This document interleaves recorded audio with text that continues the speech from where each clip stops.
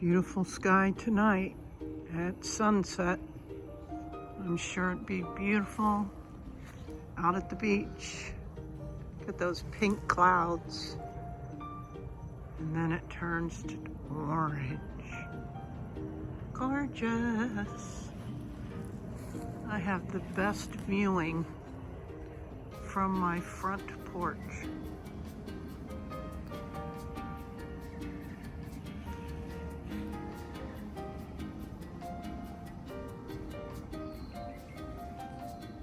Enjoy. Hi guys, it's me, Karen. Hope you guys are doing well as we approach the weekend.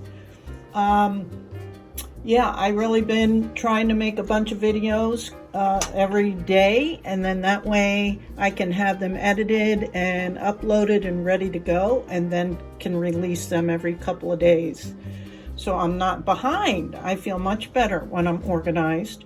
Anyway, I apologize if you can hear my ceiling fan, but it's starting to get warm here in Florida. I know it's only mid-March, but we're ending our spring for sure. I know y'all are just starting your spring, but we're kind of ending ours, and it's up in the 70s already.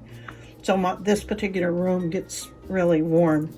And I'll eventually have a air conditioning unit installed. I'm looking forward to that, but I don't have the funds just yet. But we're going to be making this frame today with a little bit smaller cabochon. I'm going to use this titanium quartz, and so everything's going to be a little bit smaller. With a bigger stone, you can use pill bottles or any other round cylindrical shape you have. It'll just be based on the look that you're going for.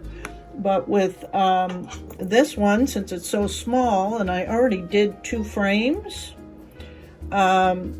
it's pretty kind of self-explanatory, but I'll explain it to you. I used this cool little, this is the handle of a burnishing tool. You might have a ring mandrel, like the thick end of it that you could use, but just shape your wire around it. Leave about 1 inch to make your bail, because this is just one complete wire. And you can do it one of 2 ways. You can do it like this, form it around, and then take your bail step making pliers, or even a pen, or whatever you have. A jump ring mandrel or whatever, the handle of a paintbrush, or you know me, I'm always looking for things I can put to good use. But with this one, I just took my step bail making pliers, used the largest one, and just made a circle and cut it off here. And that's effective, right? It may get wonked out, but you can regain the shape. This way was the way this one was made, which is not quite as round a bail. So again, it's just going to be about what look you're going for. This one's more oval or elongated. And instead of going with the bail step making pliers this way, which is what I did here, right? I put it in and then went towards the outside of the frame. This one, I took my pliers, and with that end, I bent it back on itself, and then took the bail step bail making pliers and went the opposite way. And I think I used the second one on this one, right? So it's the same concept, design concept. It's just done a little bit differently. So the choice is yours. And with this one, you can see it's kind of all closed in, which will support the cabochon in here. This one I left a little tip for the same reason, to support when I solder the cabochon on. So next, I'm going to put the copper foil tape on this cabochon and get it at least soldered. Okay, and I'll be back. Okay, I just want to point a couple things out.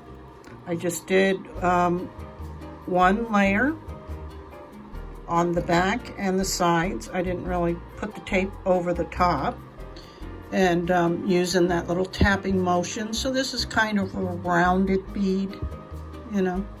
And then what I did with this was I gave it a little texturing on the bench block, and then I marked approximately the center so that when I get ready to attach it, I want my point, right, to kind of line up with that. That'll give me a better chance, let's say, of getting this on here the first time. And the other thing I did too with this wire was I took a paper towel with some alcohol and cleaned it all off after I textured it, so that I was starting with a clean surface. So I think I'm going to try it this way.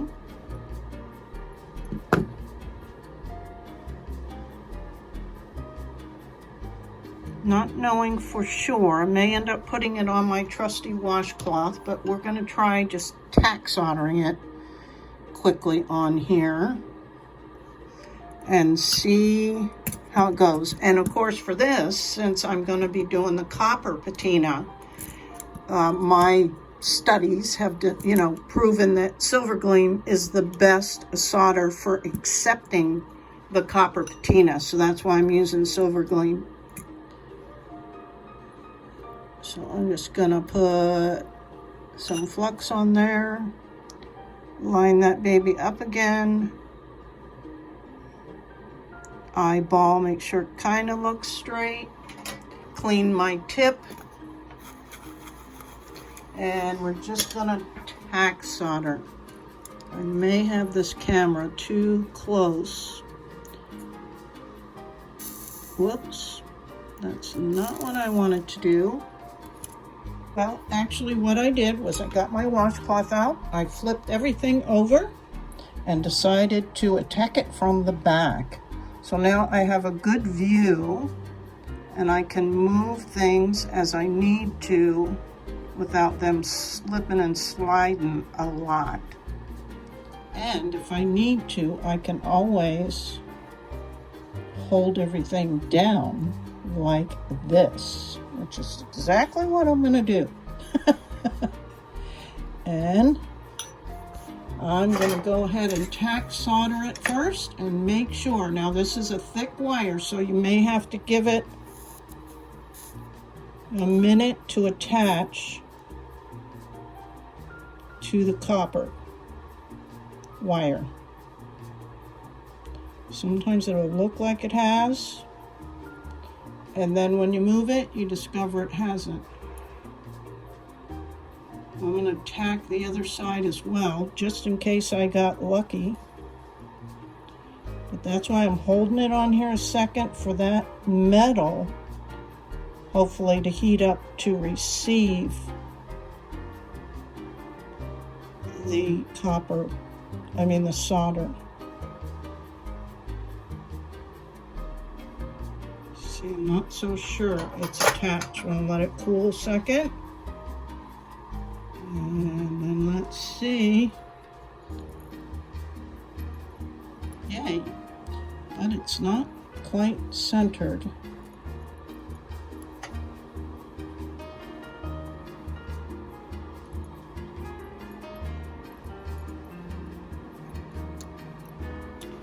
Okay, so now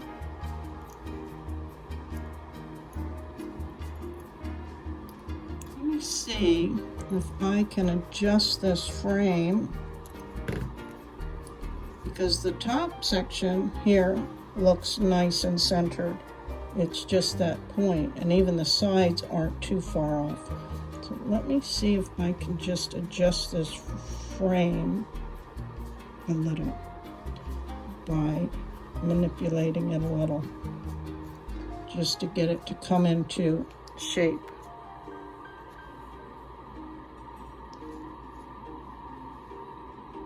Let me work on this a little bit. Okay guys, I manipulated the wire a little bit and removed that black mark because it was distracting. But I think it's close enough. What do you guys think? I mean, the sides are equal and the spacing is pretty equal all around. So I think it looks cool. So I'm going to add a little bit more solder up to the top here. Maybe put a dot on either side or something like that. And it's already connected very well. So it was really good to hold that solder on there and let the wire underneath heat up to the temperature too. And I like the texture on it. It really reflects the light real well. Okay, so I'm going to go ahead and just add a little bit of decorative dots.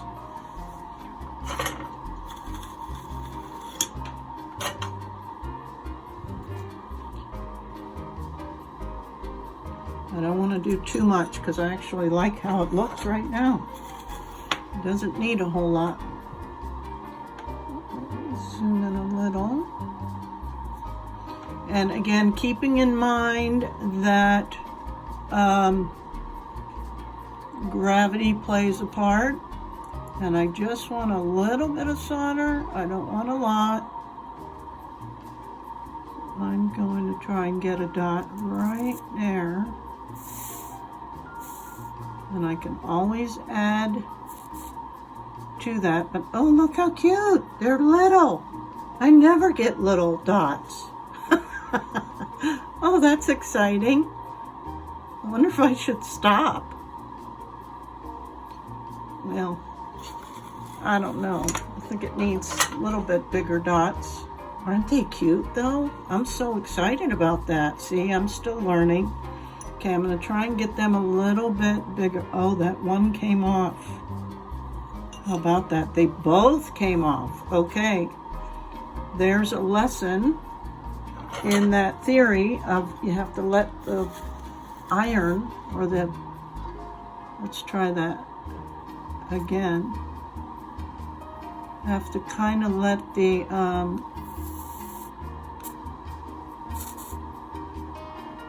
wire heat up too.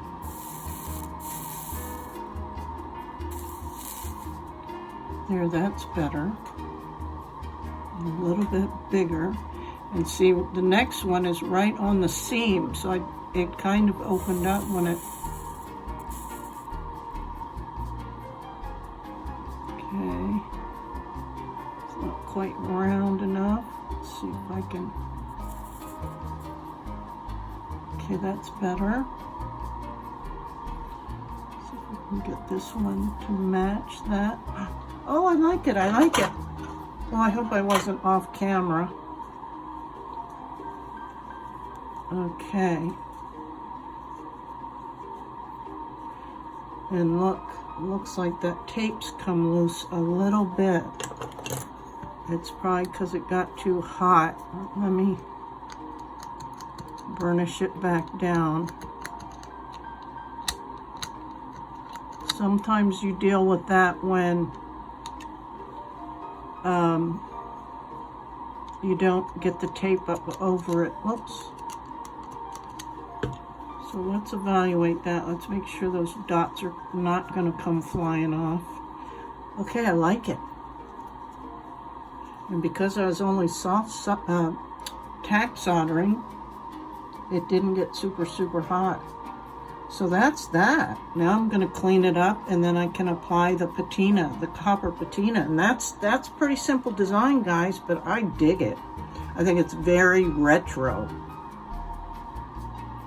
Okay, let me let it cool a little bit more and I'm going to go clean it up and then I'll do the copper patina.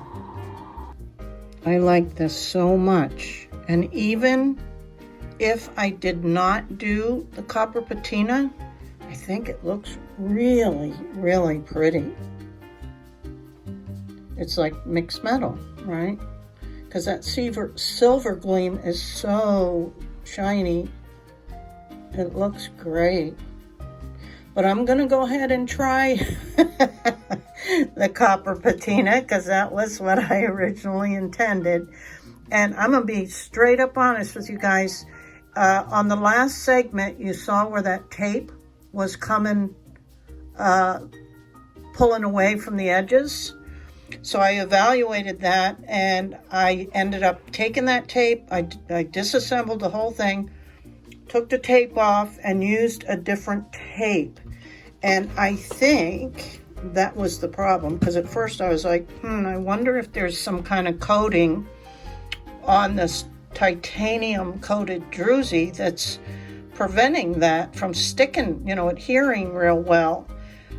So I was trying to figure out why it was pulling away, and then I remembered, no, I've made other things soldering with this same stone, so I didn't think it was that. So then I realized that I started out using this real thin tape, which I got years ago, at least 10 or 15 years, I want to say. No, not that long. It was probably 4 years ago, because I think I went and bought this at Hobby Lobby, and it's 1/8 inch, and it's copper backed, but it was by Studio Pro, I think, and it's just really old, and I think that was the problem. So I used the next step up, which is my favorite. It's 3/16, 3/8. I don't know, I've had to write that down because I always forget what my favorite is. I think it's 3/8, but I'm so bad when it comes to fractions. I mean, I know the basic ones, but anything in between, 1/4 inch, 1/2 inch, all those 1/18ths and 6ths and 1/8ths, and I don't really get it. I mean, I think I get it, and then I don't. But okay. But I redid this whole stone. I took it off, I cleaned it up, I got this other tape out, and it did much better. So I think it was that tape, and maybe it's just old. I don't know. But let me get this copper patina out, and I'm in way too far. Hang on. Okay, that's better. So I'm going to use the Novacan copper patina, and you guys know the drill. I just use a little bit, like less than a capful, and really don't need much for this. And it's really hard to get a little bit. I think is why people end up using so much. And then of course, you see how it drips around the edges, because it can crystallize and make your cap not seal real well. So I clean the rim, I clean the lid itself before I put it back on, and always cap it, because I shared that with you. Okay, now I'll put my gloves on, because sometimes it's hard to press the button when you have gloves on. I don't know if you've experienced that, but okay, I'll have this out, and let's see how it goes. I always like to start on the back, and I washed it real good, and I'm not real worried about the back. It'd be nice if it was nice and coppery shiny, and so far so good. Let me see if I can zoom in. Obviously the front is way more important, and the sides would be nice, but it's looking real nice. Wow.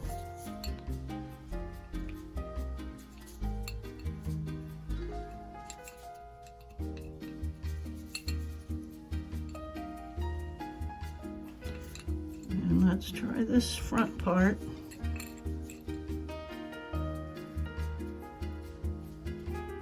And I had someone ask me, it was a members only tutorial I did on those green opal earrings about the polishing So we're going to address all of that today because I just got in a new polish that's recommended by silversmith people, and that's why I didn't really try it on the soft solder. Now see, this little part right here is giving me trouble. And there really isn't any rhyme or reason that I can figure out. But I have discovered that drying it in between applications sometimes helps. Let's see if we can get it any better before having to go that route.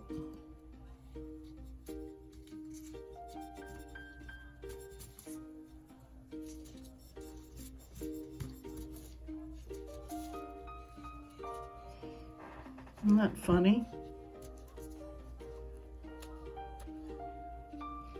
And you always wonder, but it's just not coming any better in those two little areas. So I'm going to go to my theory, which is to dry the piece off real well. Let me zoom back out. I dry it off. Oh, it's going to be cool though, isn't it?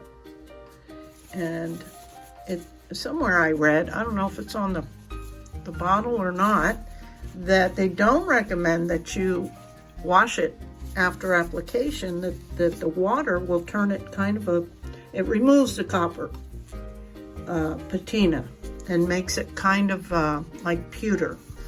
Where was it? Let's see.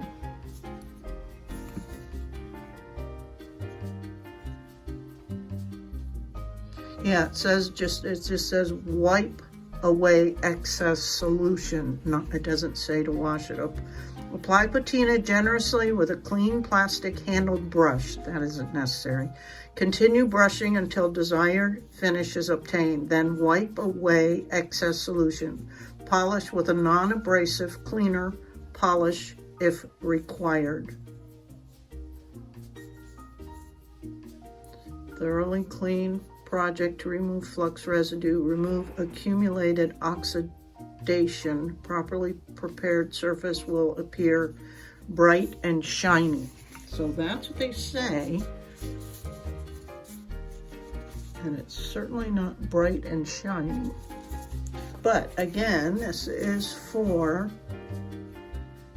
super bright copper solder. Does it say on here that it's really for lead?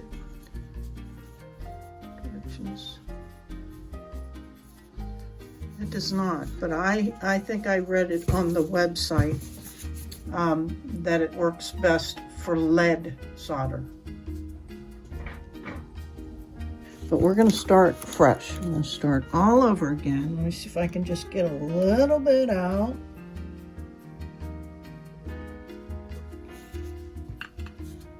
That's about all I should need for this.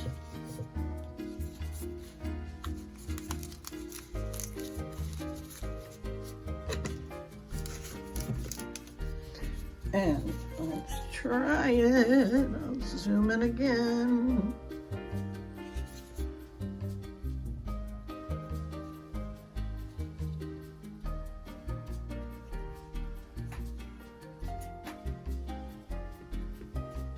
See, it's starting to work again. So I don't know why that is, but no, I'm just happy I figured that out.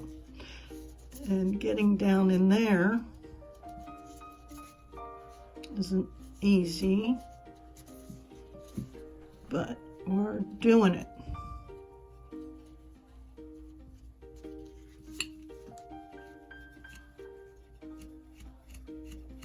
Some people have said the brushing motion, so I don't know if that maybe heats things up a little bit. So I'm going to try.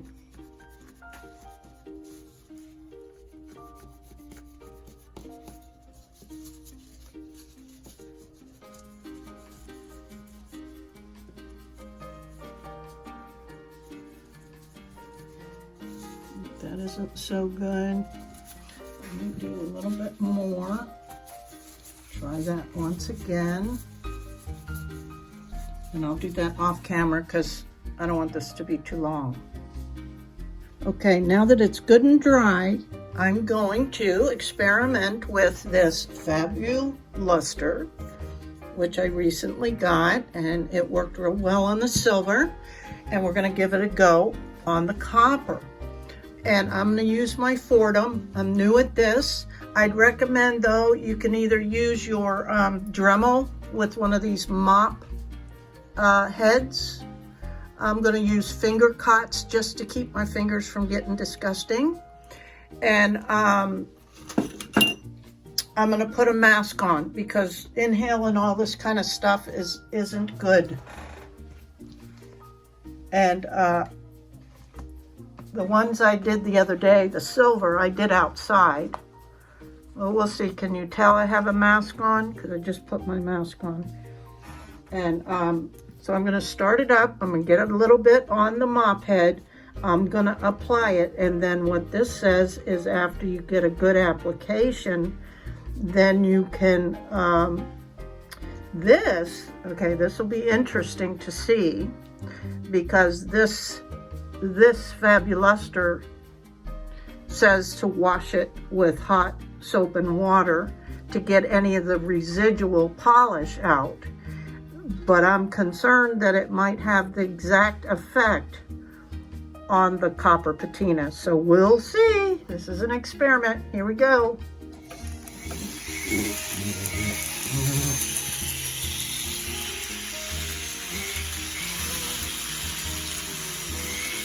Wow, look at that.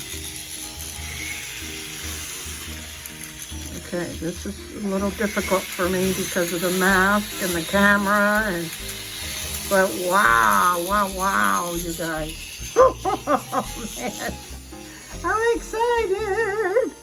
Look at the difference. Wow.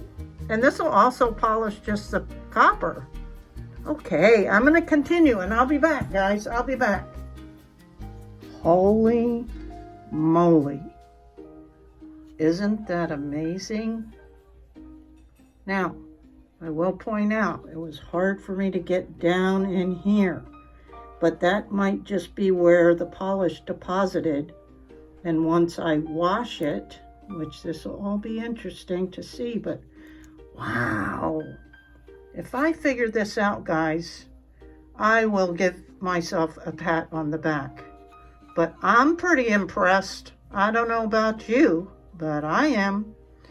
Okay, so that's just after using the Fabuluster with my Fordham, or you can use, your rotary tool. All right, let me see what happens when I wash it up. It looks beautiful though, doesn't it? Look at how pretty. Okay, I'll be back. And here we go, guys. This is after I washed it. It doesn't seem to have affected the copper patina, probably because the polish itself is a protectant. We don't know what it'll do, over time. I imagine it'll tarnish, just like copper will, and I may not have gotten this area in here as good as I could, but man, it's a lot better than other pieces I've done with this on it. The back looks fantastic. So interesting, huh, guys? I think it's lovely. I really, really like this design, and it's pretty simple. You can see it's just making a wire frame and making sure your attachment is good. But how pretty. And I really like the texture because it really reflects the light. So I hope you guys enjoyed this. I'm available for a cup of coffee if you're interested. Send me any comments or questions you may have. All the information should be down in the description box. I'm now an Amazon affiliate, so I might get a couple pennies if you purchase any of the products used. Super thanks is available on YouTube for as low as, I believe, like $1. And then, of course, my donation platform is Buy Me a Coffee. So there's that. I'm getting a little bit better with that, but you know, I don't really like asking.